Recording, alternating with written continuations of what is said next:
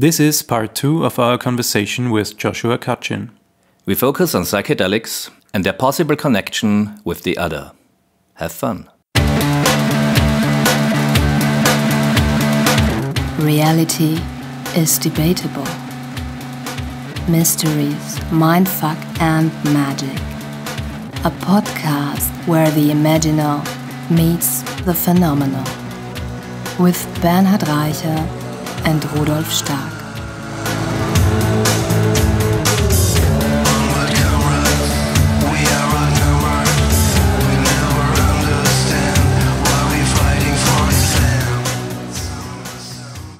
We could delve a little bit further into psychedelics and their connection to the other. Sure. Yeah, sounds fun. I mean, it's interesting that materialism just outright rejects, every experience that has something to do with under the influence of psychedelics, whereas every shaman would say, yeah, well, of course. Oh, don't get me started. I had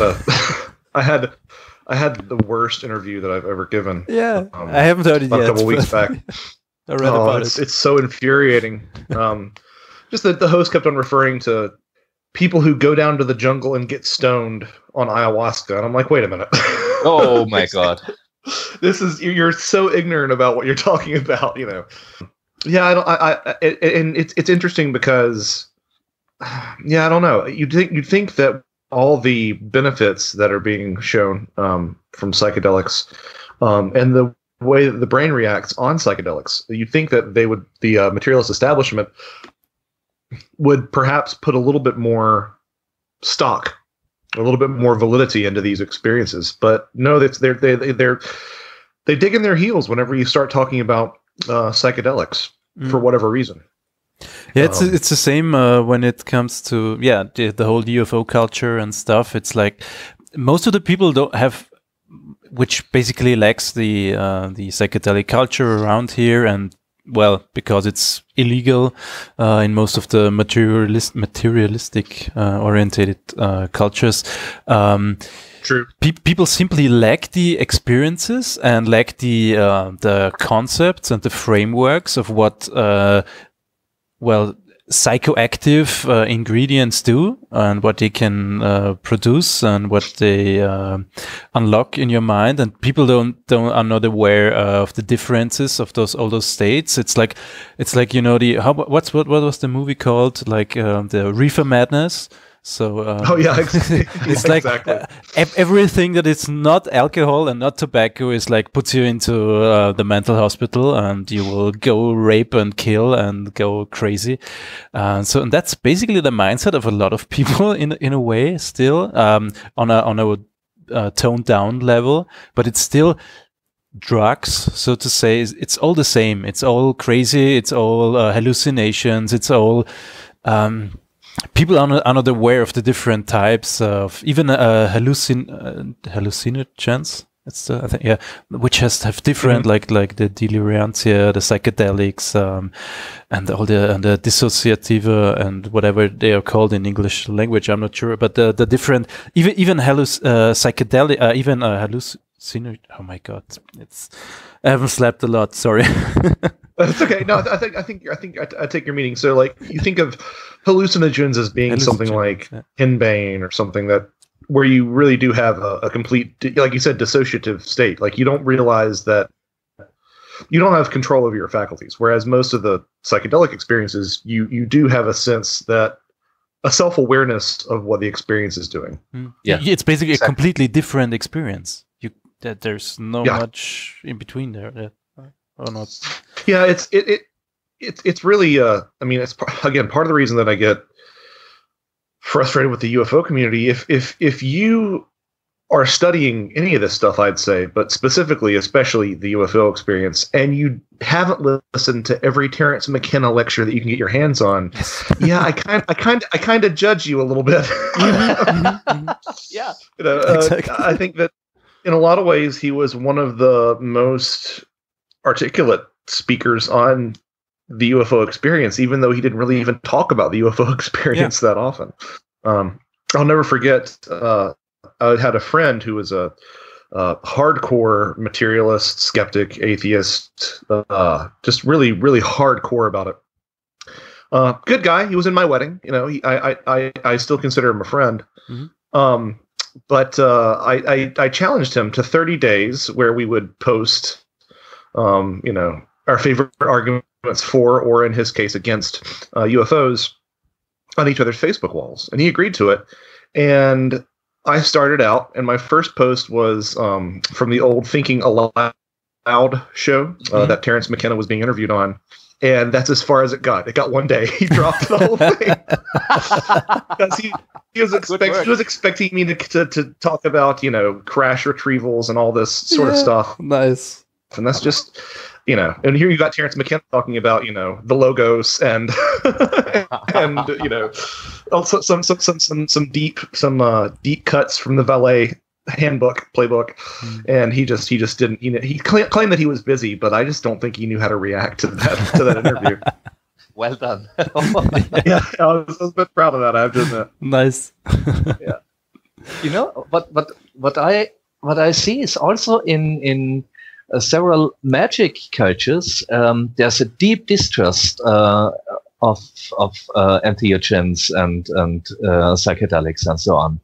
Not in every culture, of course. There are many chaos magicians who love this stuff, but in the very ceremonial magic communities, I don't know. They are like, you know, there is this kind of Protestant work ethic put to magic, and no, you don't have to use drugs because yeah. I don't know. It's like it's cheating or something. Yeah, it reminds me of that moment in The Force Awakens where Han Solo goes, "That's not the way the Force works." You know, that's not the way magic works. Yeah.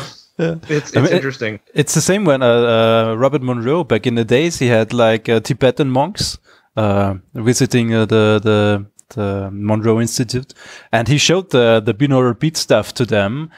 And they were amazed, and they say, "Why the fuck am I meditating 20 years somewhere on a mountain when I can do this and I can get there way faster?" Well, sure, there are some spiritual components to this, some religious components to all these practices and stuff. But basically, it's just I want to go from A to B, and I want to do the stuff when I'm at B, and it's not so much about the journey. Sometimes I just want to get somewhere. Yeah. And that's true. It's really strange, and yeah, as Bernard said, in the magical traditions, there's a huge oh my god, in my English today, sorry, dichotomy. It's all right, you're good. Yeah, I haven't slept much, so dichotomy. Yeah, you know what I mean. Yeah, there's like dichotomy. Yeah. Fuck. This between it. Somehow it seems like the same struggle between materialists and, well, animists or whatever people, non-materialists, so to say, in magic. It's like when it comes to psychedelics, when it comes to using technology, like actual technology, to support your magical work, it's like, no, you have to go the long road. You have to meditate for 10 years and 20 years, and you really have to work hard, and you're not allowed to have fun. And yeah, psychedelics, it's just nonsense, or it's just stupid, or it's dangerous. On the other hand, you have some like hardcore people who just say magic without psychedelics isn't magic, which is also an interesting statement. But I think I'm somewhere in between. But I'm now, when I'm getting older, I'm starting to lean towards them, and I start to understand what they mean, because this, for me nowadays, at the moment, I think that nature is psychedelic, life is psychedelic, and humanity is based on a psychedelic state, so to say. Like everything is psychedelic, and we just have some blinders on, or some filters, so to say, that let us perceive a more linear and a more straight reality in a way. But we are basically denying like most of the source of our existence and reality. That's my personal opinion and my experience with psychedelics. It's like that's basically where we come from. This state, it's a natural state. So I'm 100% Terence McKenna when it comes to that. Yeah. No, yeah, I think you're onto the right track there. I think that at the same time, I think that having these filters up is probably necessary. Yeah, sure. We'd probably go mad if we had to see it all, or like we were talking about earlier, the filters might keep you from being from being singled out by the sharks. I always wondered if when you have sleep paralysis and you encounter these entities in sleep paralysis, if that's not the equivalent of your car breaking down in a really bad neighborhood, and you're basically sending up a flare saying, "Hey, look, I'm vulnerable right now. Yeah. I haven't reached my destination. I was on the way there." Yeah. So I think that sometimes a lot of these are just natural, well, for lack of a better term, defense mechanisms. But I think that you're right. I mean, the fact that we are all carrying, well, it's like Dennis McKenna says, you are drugs, Mm-hmm. we are all drugs, perception is controlled by chemicals. So yeah, it perfectly makes perfect sense to me that life is actually a lot stranger, and we just every now and then the veil, like the Hindi concept of Maya, the veil is sometimes lifted from our eyes, and we're actually allowed to perceive the reality of it all. Yeah, I talked with Jeff Kripal about that, and he said, he's a bit suspicious of the outcome of this, now. It seems emerging psychedelic culture, because psychedelics are totally anti-structure, and there are these voices that say, just take LSD or something like that, and you have these spiritual experiences and so on, and he thinks there will be a big backlash from the monotheistic culture. Because the psychedelics don't lead to the same spiritual experiences. He said they lead to an animistic worldview, and it's true. What we are talking about, this the lifting of this wheel, and I've never thought about that, because for me the world is animistic, but then that could be that there will be a backlash coming. Yeah, it's interesting. I feel like if a lot of the monotheistic religions could get back to that, could get back to that sort of what it's about. I mean, a lot of the monotheistic religions are trying to put gatekeepers between you and the divine. That's a lot of what it is. A lot of that structure is. There are hints of this experience. I mean, I think that Jung said that that the act of taking communion is almost a sort of a vestigial remnant of that sort of psychedelic or enhanced perceptive state. Of course, obviously, none of us drink enough during communion to reach an altered state.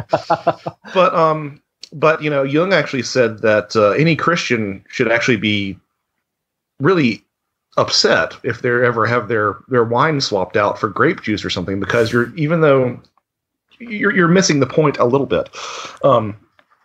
It's interesting. I think that a lot of these altered states probably did have a place in the early formation of these monotheistic religions. I just think it got forgotten. I mean, there are some people who have claimed that. If you look at, for example, I believe there are multiple frescoes in churches in France that depict the mushroom as the fruit of the tree of knowledge of good and evil. That concept is backed up by the fact that outside of Great Britain, where you associate, toads with the toadstool. Snakes in a lot of cultures are also associated with the mushroom as well, the snake, the knowledge. So I feel like a lot of these religions started with this sort of concept, or this sort of tiny grain of entheogenic use, but they sort of lost track of it along the way. I mean, it's like, it's like anything that you love eventually starts to suck after a while. Any film series or TV series, it either ends or it starts to just starts to be a shadow of what it was. So it's interesting to think that, I mean, on the one hand, yes, there probably would be pushback from monotheistic cultures, but at the same time, it might be exactly what those cultures need. What those religions need is sort of a return to a lot of the things that helped inspire them in the first place. Yeah, I think so too. I don't think they will like it, but I think so. Yeah. Do you know Danny Nemo? The name does not sound familiar. He's a Brit, I think, and he's talking a lot about drugs in the Bible. Very interesting. About what? Drugs in the Bible. Okay, yeah. Yes, I might have heard an interview with him at some point. That his material sounds familiar, but I don't remember his name. So yeah. I mean, it makes sense, and I not to say that you can't reach these sort of states through meditation and dedication, but I think that some of us need a little bit of a help. Some of us need a kick in the pants to get us there. I think that's the role that entheogens play. But for me, it's always coming back to Terence McKenna in a way. But I really loved his explanations of how he tried, yoga, and he tried drumming and dancing and chanting, and it just, while you can reach different states of consciousness and different, you can provoke different experiences, but it's like a hollowed out ritual in a way when it lacks entheogens or psychedelics. It's like dancing or drumming or chanting is like made for psychedelic use. Like when you take psychedelics, what do you do with it? Well, you chant, you dance, you drum to put you out even further, or to give you points of reference and stuff.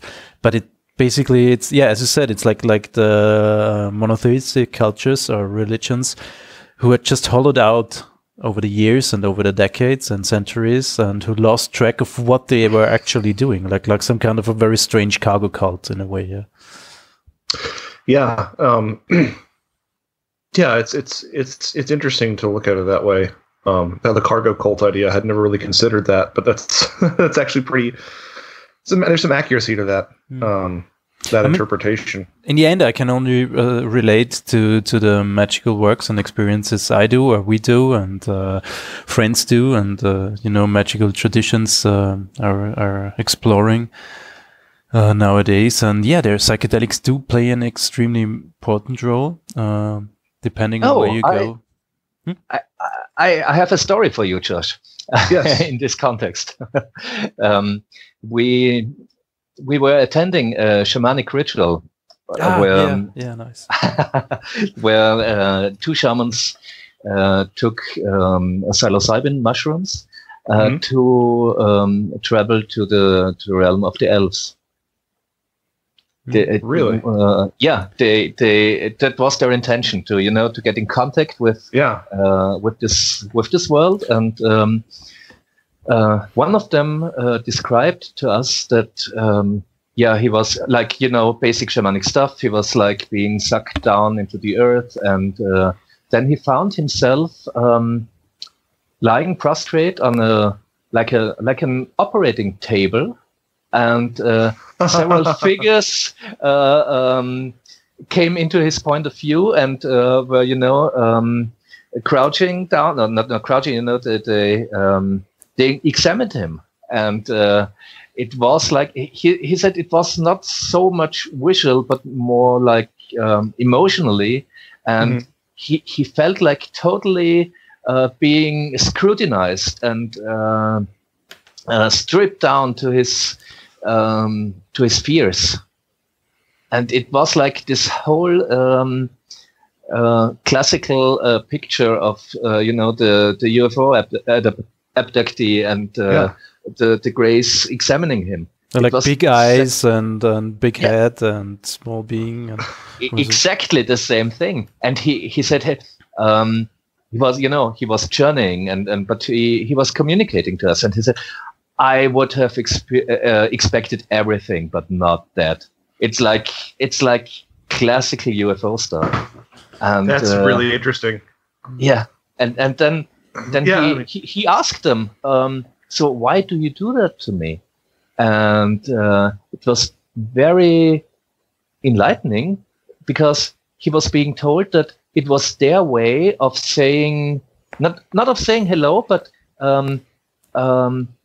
they just wanted to get out of the way all the fears he might have, and they wanted to get to know him before they could really communicate with him, because they don't wanted any embarrassing things later on. It was like they wanted to set the stage, so to say. Like, okay, we want to scan you from head to toe on every level, to then not have some diplomatic incident when it later. So to not have any misunderstanding in deeper communication. So we have to know, what are you afraid of? What are your wishes? What are your potential issues? To not then step on each other's toes and risk some kind of huge diplomatic incident or whatever. It was just like a metaphor, like a screening process or something. Yes, and they didn't quite understand that for us that's just intimidating and menacing. And but when he communicated that to them, they said, "Oh well, okay, interesting." It's we can see it. It doesn't really make sense, but okay. So if that's for you, okay, and okay, that's for every human. They we didn't know that, and it was just like their way of exchanging niceties at the beginning of a conversation, and they were not aware that for us that's just painful and menacing and frightening. And then when they exchanged these different viewpoints for like a token of goodwill, he was permitted to touch one of them, and he touched them, and it was like a cognitive dissonance in a way, it was a cognitive dissonance, because their skin looked like so tightly strung or wound about their bodies, and it was like touching a very soft, spongy material. And this was like very, very disconcerting for him. But then it went on, and that was just the part no one of us expected. Well, the spongy remark definitely shares. I mean, so something I talked about for a while in a Trojan Feast, but this idea that that the a lot of ETHers trot out this idea that the aliens actually consume through their skin, but a lot of the descriptions of the bodies of fairies refer to them as being airy and spongy as well. And of course, I mean that. The people do have these sort of, for lack of a better term, abduction experiences whenever they take entheogens, and it's something that Eddie Bullard pointed out a long time ago. How that really mirrors the shamanic experience too. The idea that these spirits take you to this room and they take you apart and they put something in your body to give you some sort of enlightenment or some sort of greater connection to the other world. But I love the fact that they that there were entheogens being taken, psychedelics being taken with the intention of reaching out to the fairies. Yeah, we that's great. we noticed too, and we were like writing an article for a book, and we were like about the other side and about writing different articles and interviewing people and having our own experiences and doing our own rituals and stuff to make contact with the other in all different kind of traditions and stuff. And so, well, it was like, well, psychedelics, sure. Do we know someone? And it's like, yeah, we know those two people. They do crazy stuff sometimes, but they're not so much into this topic of the elves or whatever. There's like they're focused on different aspects in their work. So it was like, okay, let's go to them and just give them, so to say, like a remote viewing target in a way. And we didn't talk much about it. Then said, yeah, okay, sounds like an interesting idea. Let's see what's happened. And that happened. Let's travel to the Fae folk. that's fantastic. Although I have to wonder, like, what does this say about the other world, that there is this that there's this medical pageantry like that? Why is that the form of communication? Why is that the way that you make why is that the way that you say hello? Like that it's interesting. I don't know. I'm not sure if it's I mean, it's most likely just a symbol in a way. I think like a symbol, or it's something that we're bringing to it. When we do work, and especially in remote viewing, there are sometimes stuff you cannot, if you don't have a concept for it, you can only speak in metaphors of it. And so if you have an experience that has some similarities with an experience you are aware of, it's an experience that most likely resembles lying on an operation table, most likely like this being scrutinized or examined, being examined. Yeah. So something. So I'm not sure. It's just an assumption or speculation that it's your mind making up the story around the basic, about the archetype also, or the archetypical experience, so to say, and you form your own, pictures around it. I'm not sure. Just a speculation. Guys, I think we solved it. Time to go home. We solved all the mystery. Yeah, that's usually what we do.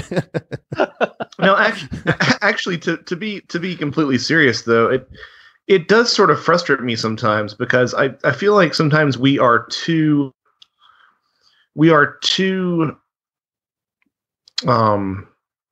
pessimistic about how much we know about the other world. Mm-hmm. I think that people have always said, it's a puzzle that we can't finish or whatever. But, I think if it is a puzzle that we can't finish, I think that at least all the pieces are on the table at this point. Yeah, I'm quite sure about that. Yeah. Yeah, I think that we don't have the puzzle box. We don't have a picture to build off of, and I don't think there are any straight edges. And we might be, putting some pieces together wrong. Yeah. Exactly, but I think that it's all of this is a mystery, yes, but a lot of it, but at the same time, it's not. If you're paying attention, the pieces start to fall into place. They really do.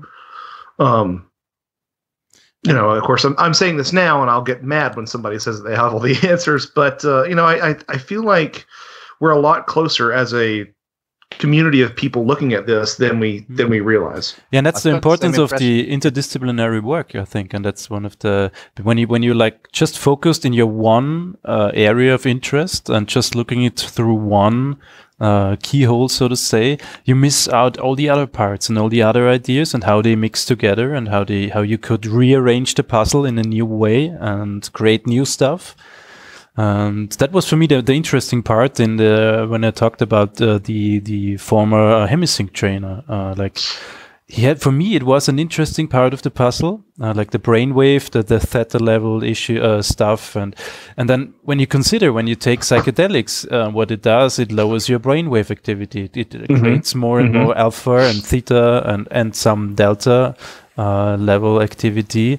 And there's new research that the lower and the longer you prolong these states of theta and delta levels, the higher the chance that you trigger a huge, intense gamma brainwave burst. And gamma brainwave burst is basically like this divine insight, like this sudden burst of energy, like all the pieces of the puzzle literally falling into place, and suddenly everything makes sense in whatever you did, or in whatever topic you were meditating on, and you suddenly get this bright light, like this eureka moment. And it's like a huge gamma burst of brainwave activity, for example, that is triggered by first lowering your brainwave activity. The deeper down, the more you can prolong it, the higher the chance to trigger such a high brainwave activity burst, to have like this divine spark or this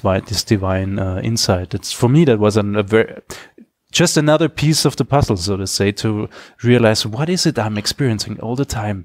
It's like this sudden burst of insight. Damn, that's a nice explanation from another paradigm or from another set of ideas and measuring brainwaves. But it starts to fall into place in a way. And I'm totally with you. I think we are closer to solving this than we think. We still might be quite. You still might have to go still have to take quite a journey, but I think it's the more we come together, and the more we start exchanging ideas, and the more we start talking with each other, and crossing borders, and breaking down barriers in between our cultures. I think the more we are literally involved with the other, on a human level, and we're literally involved in the interaction with the other all around us, no matter if it's Americans, if it's animals, or if it's whatever is out there in space, or whatever is inside us. I think we're on a good path there. Yeah, I mean, I would echo every single thing that you said. That's extremely well put.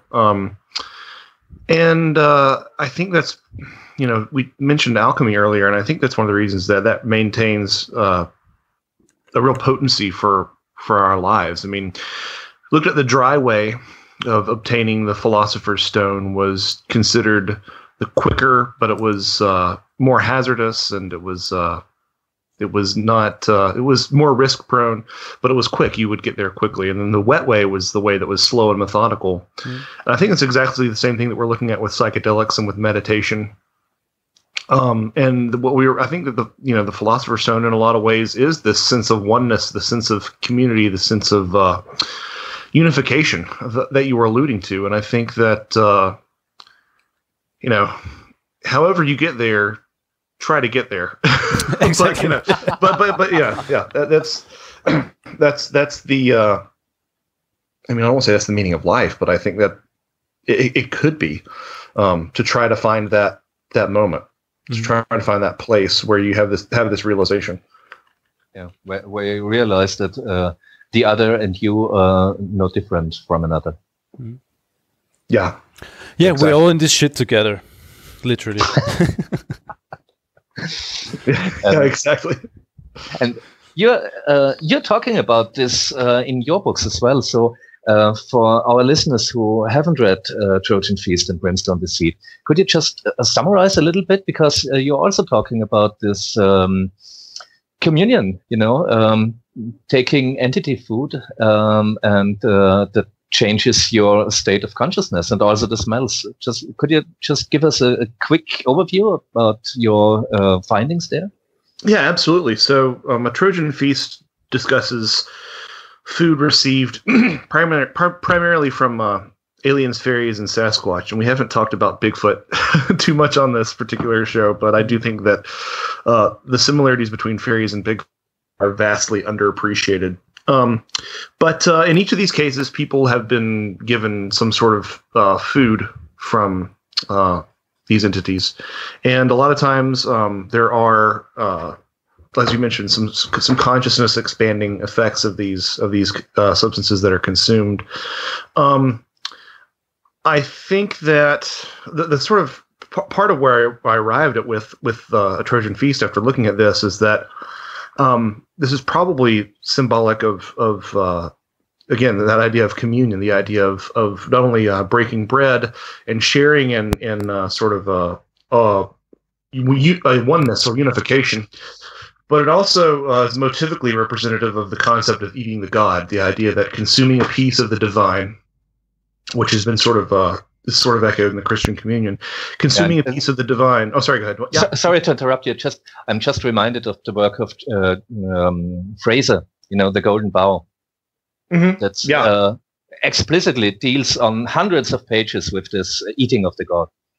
Yeah, it's a concept that you'll find across various cultures, and the idea that by consuming the god, you might actually have entheogen-like effects. I mean, in a lot of cultures, entheogens are at once a plant, food, and a god. The ayahuasca. In Banisteriopsis' copy is talked in that sense a lot. Mother ayahuasca as being this entity that presides over it. So, I suspect that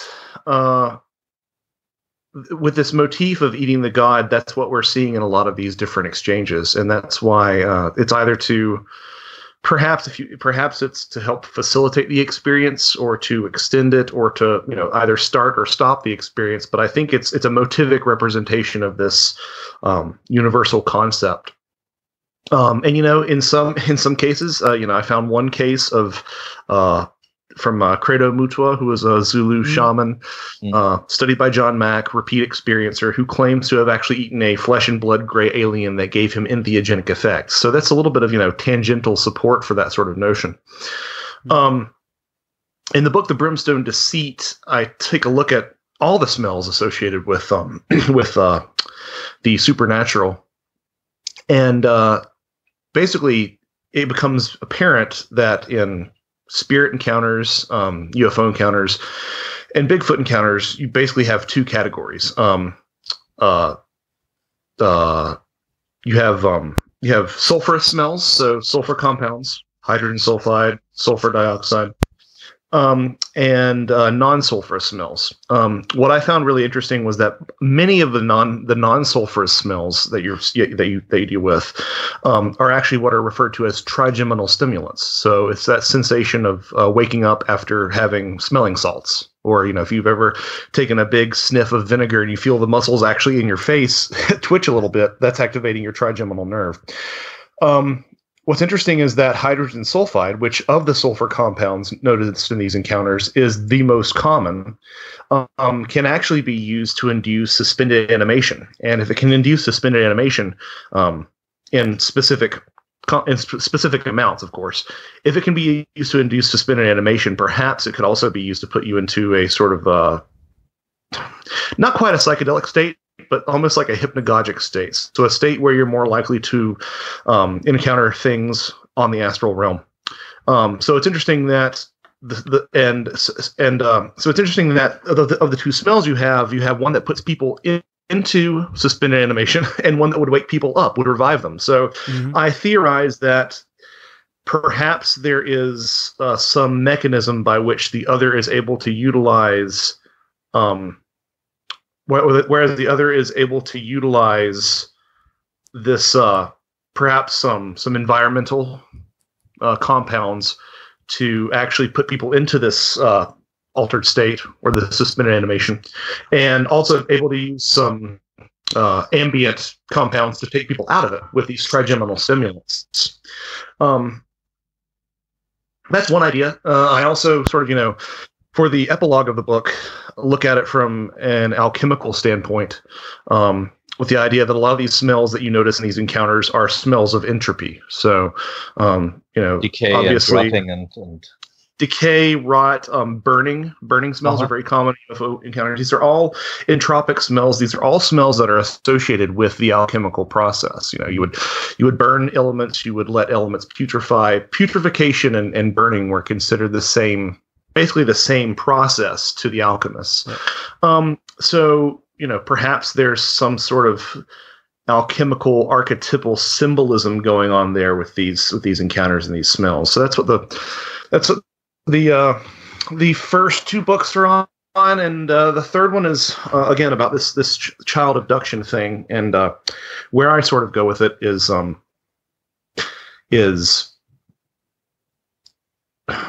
well, I guess the simplest thing, without giving too much away, would because I'm being a little bit cagey about it. I'm being a little bit coy.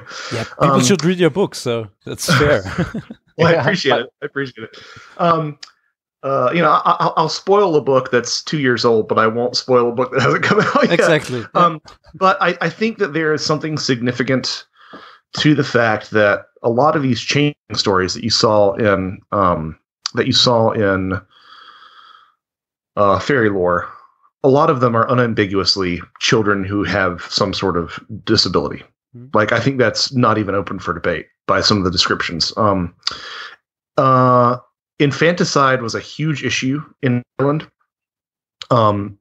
especially before the 20th century, but even into the 20th century, there was actually a book written by a lady by the name of Farrell, no relation to J.P. Farrell, called A Most Diabolical Deed, which was taking a look at just infanticides of younger than 3 years old for 50 years in Ireland, from 1850 to 1900. 4,645 cases in 50 years of children just younger than 3 who were killed. Okay. Has this something to do with the famine? No. This was primarily people reacting to children with disabilities and using the changeling excuse, and also just the stresses put on the family.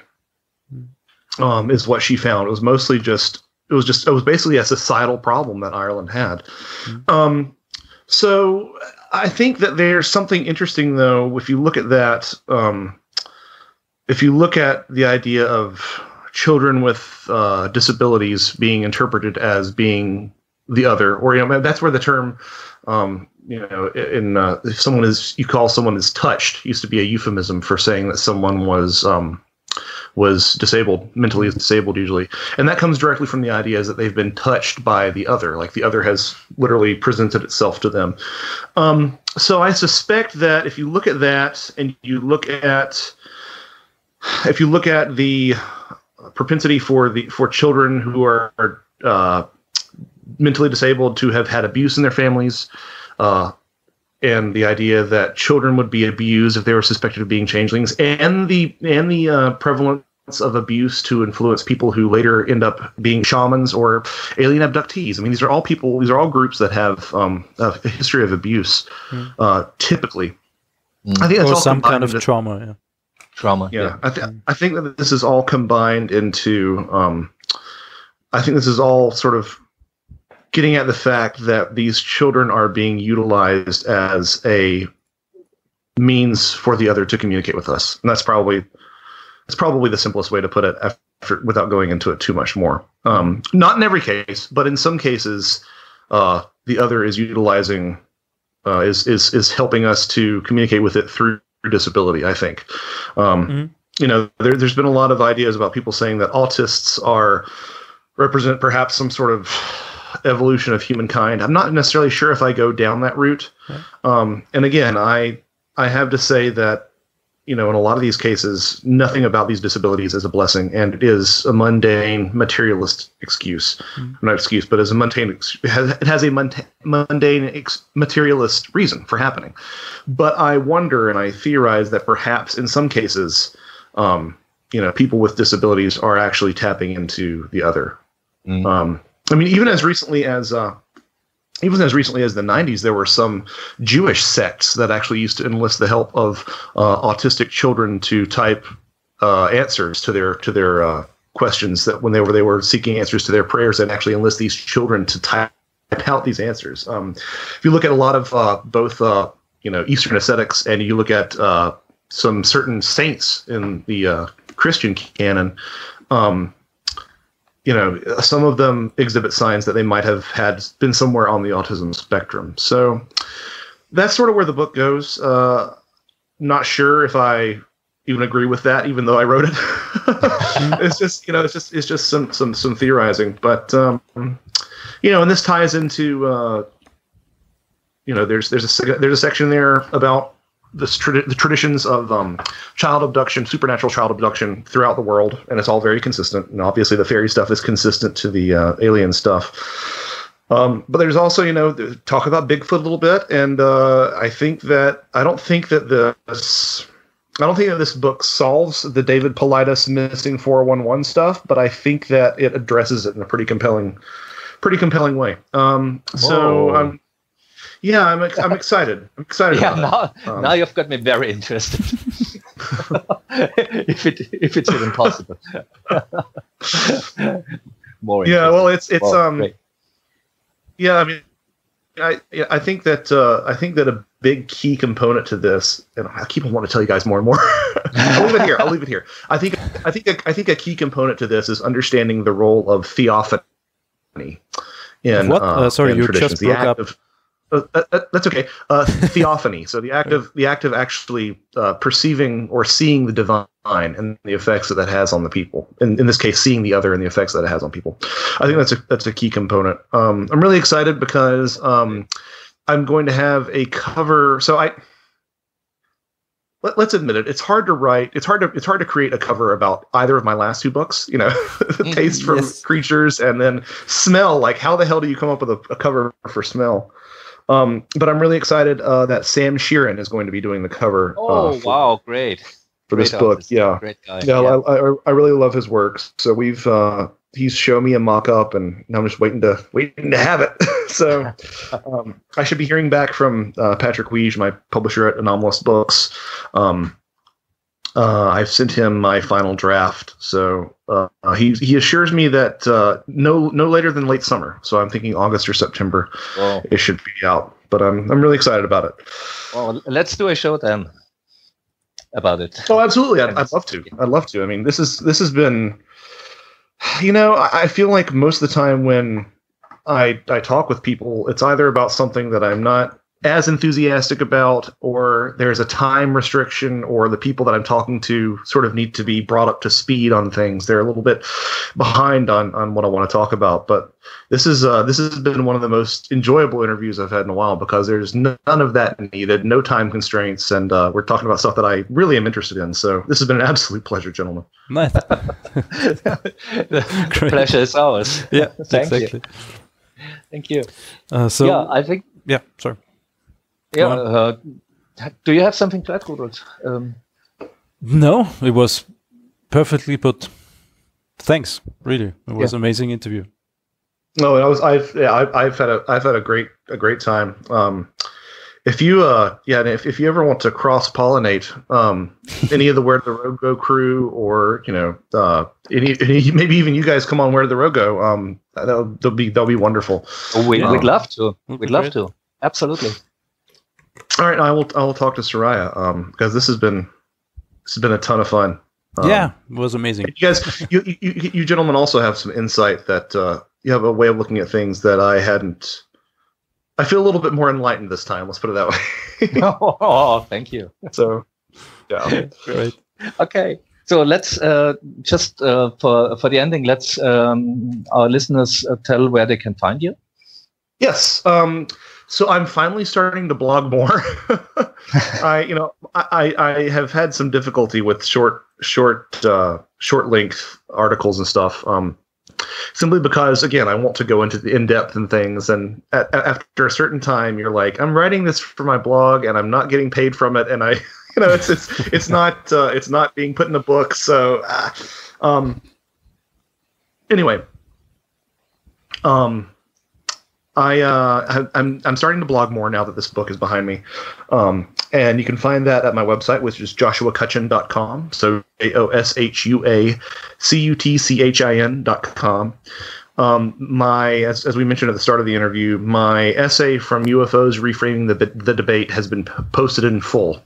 I've gotten permission from Robbie to do that, so that's I'll probably end up pinning that to the top of my site because that's it's a longer read, but I think it's worth it. Links to my books can be found there, as well as links to UFOs Reframing the Debate, which is a good book written with a lot of great contributors. Or if you don't just want to skip my website, you can just go to Barnes & Noble or Amazon.com and find your way through that. Find my books through that. We will also link to that and, in the show notes. That's yes. Okay. Great. Yeah. Sure. And any news about forthcoming projects is going to be both on my website and at the Anomalist Books website as well. Great. Perfect.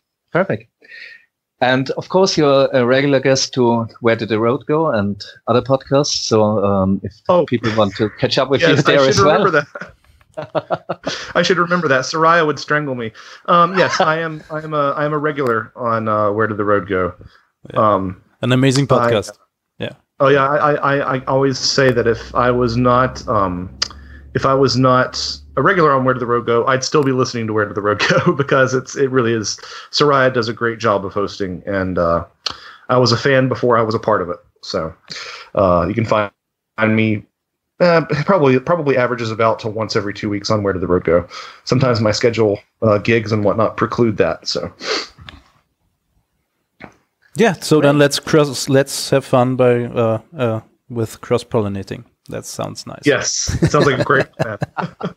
And be sure to please provide me with a link to this once it goes up, so I can put it out everywhere. Yeah, sure. Because this is by far one of my favorite interviews that I've done in a while. Well, thanks. Great compliment. Thank you. So, all right, gentlemen. To quote, to state another quote, let's find the others, find the other. Have fun out there. Looking forward to another interview. Yeah. Amen. Have a nice night, gentlemen. Yeah, you too. Bye. You too. Bye. Take care. You've been listening to a production by Edition Prequel and Edition Gradient. Intro and outro songs from the original soundtrack of Pantherium. Lyrics by Jörg Vogeltanz. Music by Christian Gschier. Text by Diony. More mysteries, mindfuck and magic at YouTube/Reicherstark and www.reicherondstark.at.